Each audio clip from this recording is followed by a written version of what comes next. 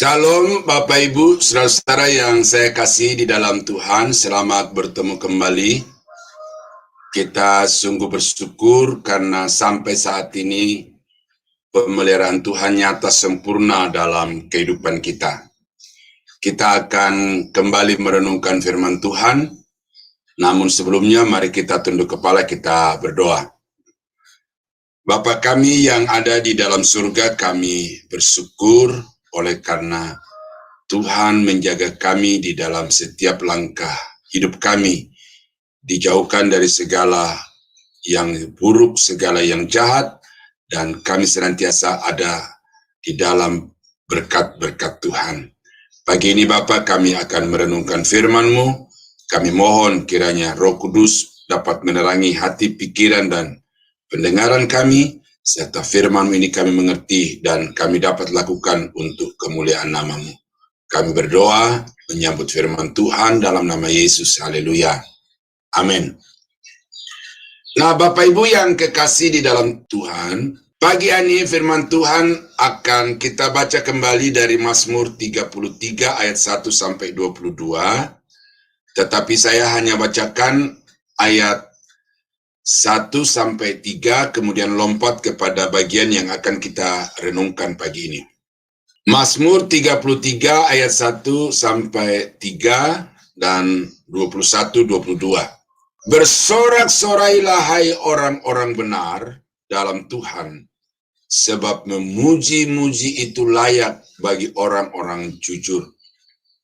Bersyukurlah kepada Tuhan dengan kecapi, bermazmurlah baginya dengan gambus 10 tali. Nyanyikanlah baginya nyanyian baru, petiklah kecapi baik-baik dengan sorak-sorai. Ya, karena Dia hati kita bersukacita, sebab kepada namanya yang kudus kita percaya. Kasih setiamu ya Tuhan, kiranya menyertai kami seperti kami berharap kepadamu. Nah, jadi dari seluruh pasal ini dapat dibagi secara garis besar di dalam dua kelompok. Yang pertama itu adalah perintah di ayat 1 sampai ayat yang ketiga. Bagaimana kita di situ dihimbau untuk mempersembahkan segala pujian, segala syukur kepada Tuhan dengan gambus, dengan kecapi, dan dengan sorak-sorai. Nah, lalu kelompok yang kedua, ayat yang keempat sampai dengan ayat yang ke-22, itu menjadi alasan-alasan atau sebab-sebab yang olehnya kita harus menyanyi, bersyukur, dan memuji Tuhan dengan nyanyian-nyanyian baru. Ayat 1, ayat 4 sampai dengan ayat yang ke-20. Dan kita sudah membahas sampai kepada ayat yang ke-20, sebab-sebab atau alasan-alasan kita mengucap syukur kepada Tuhan. Maka pada hari ini kita akan melihat ayat yang ke-21 dan 22, alasan-alasan kita mempersembahkan segala pujian kepada Tuhan. Yang pertama hari ini adalah karena Dia sumber sukacita kita. Karena Tuhan adalah sumber sukacita. Ya, karena Dia hati kita bersukacita. Ini berkat yang teramat luar biasa di dalam kehidupan kita, terutama sebagai anak-anak Tuhan, bahwa tidak ada berkat yang melebihi dengan sukacita di dalam hati kita. Ini memang agak kontras, saudara-saudara, kalau kita melihat kehidupan orang-orang dunia ini. Orang-orang dunia berpikir bahwa kalau dia punya kekayaan yang besar, dia punya fasilitas hidup yang mewah, dia punya popularitas yang tinggi, dia sukses di dalam semua yang dia pikir, rancang, dan kerjakan, maka itu akan membuatnya bersukacita. Tetapi telah terbukti juga, saudara-saudara, di dalam sejarah kehidupan manusia, bahwa tidak selamanya orang yang berkelimangan dengan harta, yang berlimpah-limpah dengan materi, yang memiliki popularitas yang menjulang tinggi di awang-awang bahkan sampai ke langit tingkat ke-7 itu bahagia. Dan saudara masih ingat beberapa artis terkenal yang kematiannya itu mengandung kontroversi, seperti Elvis Presley. Siapa yang tidak kenal, apalagi era-era di mana dia mencapai puncak popularitasnya, tetapi kemudian dia meninggal dengan menyisakan berbagai kontroversi. Siapa yang tidak kenal dengan Whitney Houston itu, ya, seorang penyanyi wanita yang terkenal, ya, lagu-lagunya disukai bukan saja orang-orang dewasa, tetapi bahkan sampai ke remaja-remaja, anak-anak muda, karena memang itu lagunya bagus-bagus dan popularitasnya luar biasa, ya. Tetapi kemudian hidupnya ironi. Demikian juga dengan penyanyi-penyanyi yang lain, saudara, itu kita kenal tingkat dunia, tingkat Indonesia, ya, itu kita juga bisa mengenal bagaimana artis-artis itu yang kemudian menggantungkan diri kepada narkoba, obat-obat terlarang, ya, oleh karena ternyata mereka itu tidak dapat dipuaskan dengan popularitas dan materi. Nah, itu sebabnya, saudara-saudara, pemazmur ini memberitahukan kepada kita bahwa orang-orang percaya itu wajib mengucap syukur kepada Tuhan, oleh karena Tuhan itu memberikan sukacita yang sejati, sukacita yang melimpah di dalam hati umatnya, orang-orang yang percaya kepada Tuhan. Yesus berkata, damai sejahtera kuberikan kepadamu, dan apa yang kuberikan kepadamu tidak sama dengan apa yang dunia berikan kepadamu. Nah, saudara-saudara, ini saudara bisa bertanya kepada orang-orang yang sungguh-sungguh mengalami Tuhan di dalam hidupnya. Apa yang membuatnya bahagia? Apa yang membuatnya sukacita? Apa yang membuatnya damai tentram di dalam rumah tangga, di dalam keluarga? Memang tidak dapat dipungkiri bahwa materi, kekayaan, nama yang dikenang orang itu bisa berkontribusi untuk kebahagiaan, tetapi temporal, situasional. Namun orang-orang yang mendapatkan damai sukacita dari Tuhan, ya, itu sukacitanya tidak tergantung kepada lingkungan, sesuatu yang terjadi di luar dirinya, tetapi dia bersukacita oleh karena Tuhan yang memberi sukacita itu.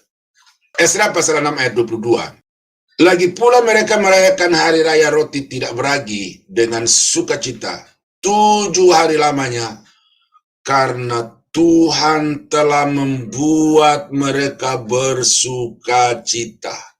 Mereka beribadah kepada Tuhan itu berhari-hari dengan penuh sukacita. Apa sebabnya? Karena Tuhan yang telah memberikan mereka sukacita itu di dalam hati mereka, dan kemudian mereka ekspresikan dengan pujian, penyembahan, dan ibadah kepada Tuhan. Ia telah memalingkan hati raja negeri Asyur kepada mereka. Ya, dia mendamaikan musuh-musuhnya, orang Israel itu, ya, dengan musuh-musuhnya, sehingga raja membantu mereka dalam pekerjaan pembangunan rumah Allah, yakni Allah Israel. Jadi kita melihat di sini, saudara, bagaimana Tuhan itu memberi sukacita dengan cara yang tidak pernah terpikirkan. Ya, raja-raja yang memusuhi bangsa-bangsa yang memusuhi itu dirubah hatinya oleh Tuhan, sehingga yang tadinya berniat jahat untuk hendak memerangi, hendak memusnahkan Israel itu dari muka bumi ini, kemudian berbalik 180 derajat dengan mengasihi, dengan memberi bantuan, bahkan terlibat secara langsung di dalam pembangunan rumah Allah Israel itu.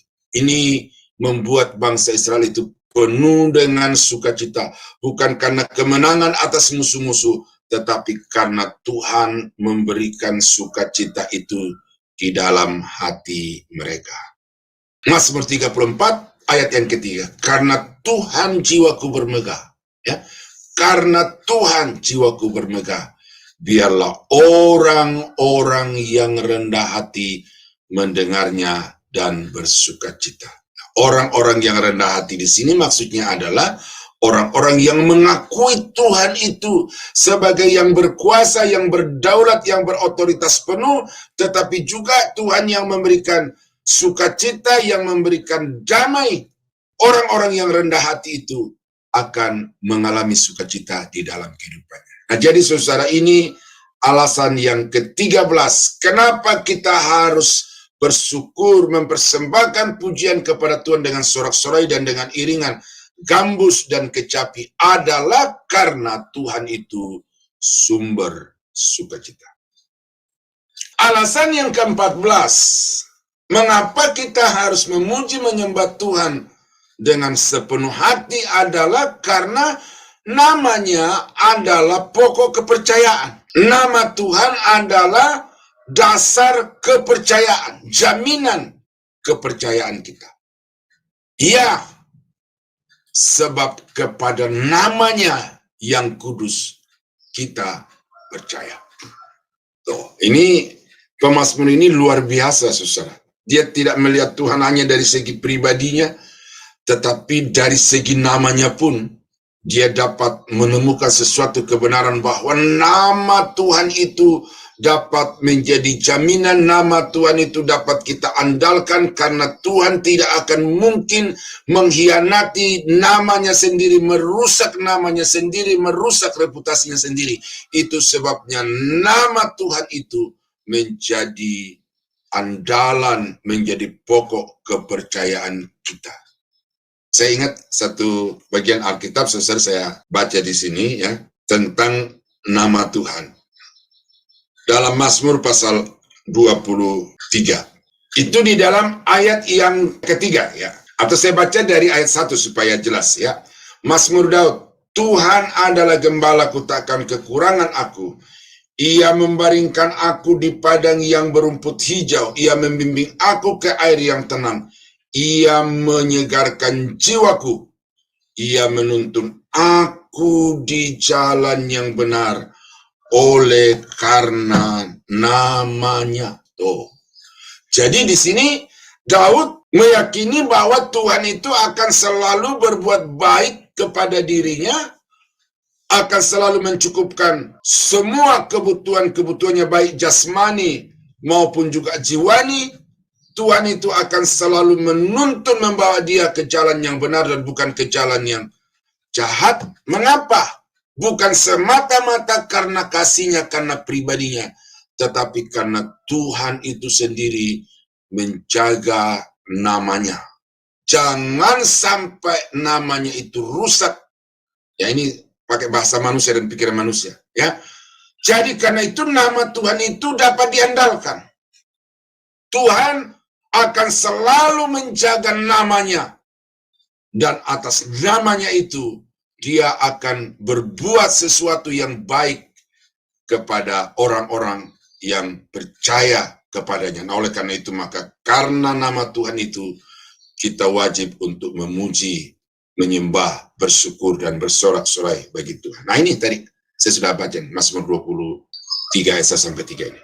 Nah, di dalam Kisah Rasul pasal 4 ayat yang ke-12, dan keselamatan tidak ada di dalam siapapun juga selain di dalam Dia, sebab di bawah kolong langit ini tidak ada nama lain yang diberikan kepada manusia yang olehnya kita dapat diselamatkan. Jadi sekali lagi nama, saudara.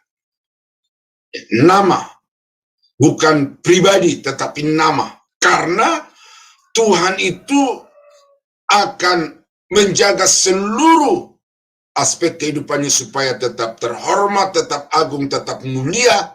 Dan karena itu salah satu yang menjadi jaminan atas orang-orang yang percayanya untuk selalu bersukacita dan selalu memuji Tuhan dengan sorak-sorai adalah bahwa namanya itu akan menjadi jaminan. Ini saya percaya Bapak Ibu tentang nama ini sudah tidak asing juga di dalam kehidupan praktis setiap hari.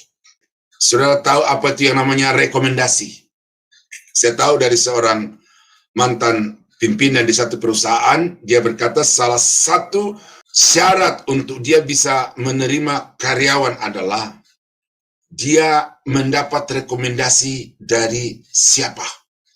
Karena itu pertanyaan ketika dia diwawancara adalah, dari mana engkau mengenal perusahaan ini? Dari mana engkau mendapatkan arahan untuk datang ke tempat ini. Jadi itu menjadi faktor yang dipertimbangkan oleh setiap direktur atau pemilik perusahaan untuk menerima seorang karyawan adalah siapa yang memberi rekomendasi. Artinya, kalau dia tahu reputasi orang yang memberi rekomendasi itu secara baik, maka tidak mungkin dia akan merekomendasikan orang itu secara sembarangan. Dia akan merekomendasikan orang-orang yang terbaik, dan karena itu rekomendator itu menjadi penting di dalam satu perusahaan mendapatkan atau menerima seorang karyawan. Nah, nama Tuhan itu jaminan, susah. Sebagaimana reputasi, nama baik dari rekomendator terhadap seorang calon karyawan itu begitu penting, maka di dalam kehidupan kita sebagai orang-orang percaya itu, nama Tuhan itu sangat-sangat dapat menjadi andalan, dapat menjadi dasar kepercayaan kita untuk bertindak dan berbuat, karena nama Tuhan menjamin. Itu sebabnya nama Tuhan itu menjadi jaminan keselamatan jiwa kita. Tidak ada nama lain di bawah kolong langit ini yang dapat memberi jaminan keselamatan kecuali di dalam nama Yesus Kristus itu. Namanya ajaib, namanya heran, namanya berkuasa, dan di dalam namanya kita dapat tumpang tangan atas orang-orang sakit dan orang-orang sakit akan sembuh. Di dalam namanya kita dapat berkata kepada setan, enyahlah, maka setan itu akan lari tunggang langgang. Nah, jadi karena itu saudara yang kekasih dalam Tuhan, percayalah kepada nama Tuhan itu, bahwa dia akan sanggup untuk menjamin di dalam setiap tindakan aktivitas saudara menjadi berhasil, dan karena itu maka naikkanlah pujian, naikkanlah syukur senantiasa kepadanya. Yang terakhir dari Mazmur 33 ini, apa yang menjadi alasan untuk kita memuji Tuhan adalah karena kasih setianya. Ya. Karena kasih setianya. Kasih setiamu ya Tuhan kiranya menyertai kami seperti kami berharap kepadamu. Ini sepertinya permohonan.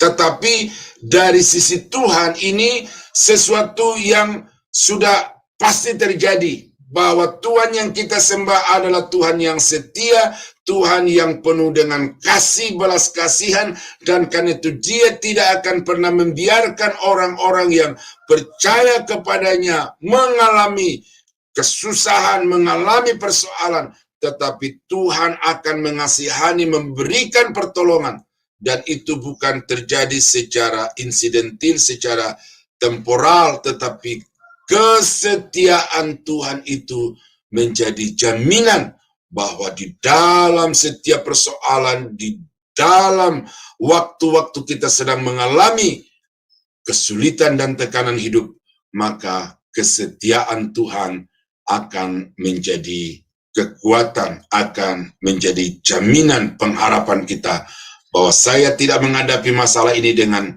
diri sendiri, dengan kekuatan sendiri, tetapi saya menghadapinya dengan Tuhan, dan karena itu maka saya akan selalu mempersembahkan puji-pujian dan syukur kepadanya. 2 Timotius 2 ayat 11-13. Benarlah perkataan ini, jika kita mati dengan dia, kita pun akan hidup dengan dia. Jika kita bertekun, kita pun akan ikut memerintah dengan dia. Jika kita menyangkal dia, dia pun akan menyangkal kita. Jika kita tidak setia, lihat ya, jika kita tidak setia, dia tetap setia karena dia tidak dapat menyangkal dirinya.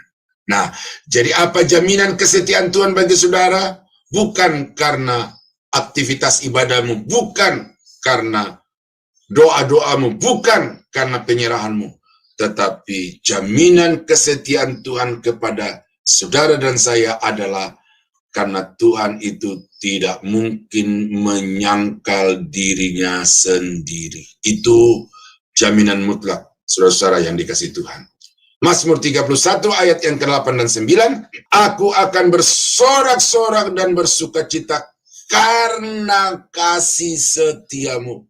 Ya, jadi pemazmur di sini menjadikan kasih setia Tuhan itu sebagai alasan untuk bersorak-sorak dan bersukacita di dalam kehidupan setiap saat, karena Tuhan itu setia baginya. Sebab engkau telah menilik sengsaraku, telah memperhatikan kesesakan jiwaku, dan tidak menyerahkan aku ke tangan musuh, tetapi menegakkan kakiku di tempat yang lapang, memberikan kelegaan, memberikan kemenangan atas musuh-musuh. Dan mengapa itu terjadi? Oleh karena kasih setia Tuhan. Saudara-saudara yang terkasih, banyak pernyataan-pernyataan atau curhatan dari orang-orang yang saya dapatkan. Dia ditinggalkan oleh suami, ditinggalkan oleh anak-anak, ditinggalkan oleh teman-teman, ditinggalkan oleh orang-orang yang dia harapkan. Apa yang kita bisa lakukan untuk menguatkan orang itu supaya dia tidak terus-menerus di dalam kesunyian, kesepian, karena ditinggalkan oleh orang-orang yang dia kasih dan yang diharapkan itu? Maka kita harus menguatkan bahwa Tuhan tidak pernah meninggalkan engkau. Pemazmur berkata, sekalipun ayahku dan ibuku meninggalkan aku, tetapi Tuhan menyambut aku. Jadi percayalah saudara-saudara bahwa Tuhan itu setia dan Tuhan tidak akan pernah membiarkan. Karena itu jangan sampai saudara tidak memuji, tidak menyembah Dia dengan sukacita dan dengan segala syukur. Di dalam kisah Ayub, apa yang terjadi yang saudara bisa deskripsikan tentang kehidupan Ayub? Hartanya habis, anak-anaknya habis, karyawan-karyawannya habis. Yang tersisa sahabat, yang dikatakan di dalam Amsal itu bahwa seorang sahabat menaruh kasih setiap waktu dan menjadi saudara di dalam kesusahan. Tetapi apa yang terjadi dalam kehidupan Ayub? Yang menyebut diri sahabat itu ternyata tidak setia di dalam segala situasi. Mereka berbalik menyerang Ayub dengan berbagai tuduhan bahwa Ayub karena kamu berdosa, karena kamu sombong dan lain sebagainya. Jadi sahabat meninggalkan Ayub. Yang terakhir istrinya yang sudah berkomitmen sehidup semati, tetapi kemudian dia juga berkata kepada Ayub, Ayub, masihkah engkau mau setia kepada Allahmu? Kutukilah Tuhanmu dan matilah. Istrinya pun berpaling dan tidak lagi menunjukkan kesetiaannya kepada Ayub.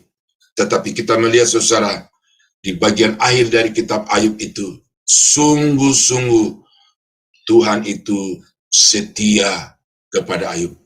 Sungguh-sungguh Tuhan tidak pernah membiarkan orang-orang yang berharap kepadanya itu menjadi hancur, menjadi kalah, ditaklukkan musuh. Tetapi pada akhirnya Ayub itu dibangkitkan Tuhan sebagai pemenang, dipulihkan keadaannya 2 kali lebih daripada sebelumnya. Jadi saudara kekasih dalam Tuhan, itu kita bisa melihat sebagai satu contoh konkret bahwa Tuhan itu setia. Maka itu sebabnya saudara dan saya harus senantiasa memuji, menyembah, dan juga mengucap syukur kepada Tuhan. Nah, dengan demikian saudara-saudara kekasih dalam Tuhan, Mazmur 33 ini sangat-sangat kaya dengan alasan-alasan untuk kita memuji, menyembah, dan bersyukur kepada Tuhan. Ada 15 poin yang saya dapatkan dari itu, dan itu sebabnya tidak ada alasan untuk kita, anak-anak Tuhan, tidak bersyukur dan tidak memuji, menyembah Tuhan. Ya, Paulus dalam hal ini yang menulis kitab Tesalonika itu dia berkata, mengucap syukurlah senantiasa, karena itulah yang dikehendaki oleh Tuhan bagimu. Nah, di dalam segala keadaan, di dalam segala situasi saudara, baik ketika sedang di atas karena sedang diberkati Tuhan, ataupun ketika saudara sedang berada di bawah karena mengalami berbagai kemalangan-kemalangan dalam hidup ini, jangan sampai saudara lalai atau abai di dalam bersyukur dan memuji Tuhan. Karena ketika saudara sedang jaya, Tuhan menyertai. Ketika saudara sedang terpuruk, Tuhan ada bersama-sama dengan setia kepada saudara. Dan karena itu di dalam segala keadaan, sekali lagi, pujilah Tuhan bersyukurlah kepada Tuhan. Kiranya Tuhan menolong, Tuhan memberkati, sehingga saudara dapat senantiasa memuji menyembah Tuhan. Kita tunduk kepala, kita berdoa. Bapa, terima kasih kami sudah mendengarkan kebenaran firman-Mu sebagai bagian terakhir dari Mazmur 33. Apa dasarnya kami menyembah, bersyukur, dan memuji Tuhan. Dan hari ini Bapa, kami sungguh berterima kasih bahwa karena Engkau kami bersuka cita, karena nama-Mu dan karena kasih setia-Mu, kami akan selalu memuji Tuhan. Dan terima kasih Bapa untuk firman-Mu ini. Kiranya Tuhan terus-menerus mendengungkannya di dalam hati dan pikiran kami, supaya dimanapun kami berada, kami akan selalu bersyukur, memuji, dan menyembah Tuhan. Kami berdoa berterima kasih dalam nama Yesus Tuhan dan Juru Selamat kami. Haleluya. Amin.